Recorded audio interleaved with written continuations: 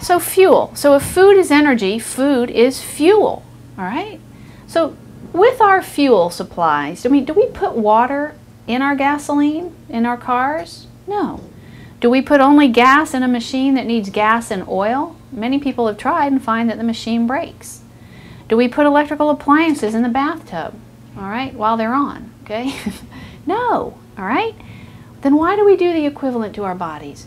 Why do we eat processed foods and junk food and genetically modified food and things that really are for convenience? Why do we pollute and contaminate and dilute the very fuel that runs our machine?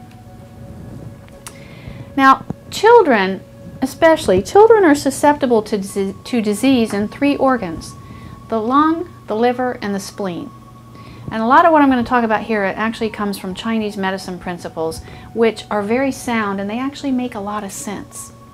Cold foods and the habit we have of drinking cold drinks right before dinner or right before we eat actually makes the stomach have to work harder because it's got to warm that food up before it can digest it. So soups are always the introduction to multi-course meals because they're warm and they begin to stimulate the digestion and get the enzymes going. So in Chinese medicine, it's the perfect scenario, okay?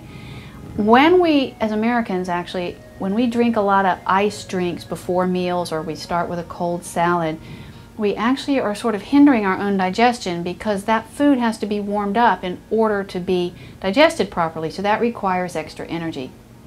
So even though raw foods are really quite good, actually eating them blanched as well can be very beneficial. Blanched is boiling a food or putting it in boiling water for 3 minutes. I always use broccoli because I love the image. So you put broccoli into boiling water for 3 minutes. It gets very bright green, it's still crunchy, it brings all the phytonutrients to the surface, and now because it's warm and this process has happened, it's easier to digest.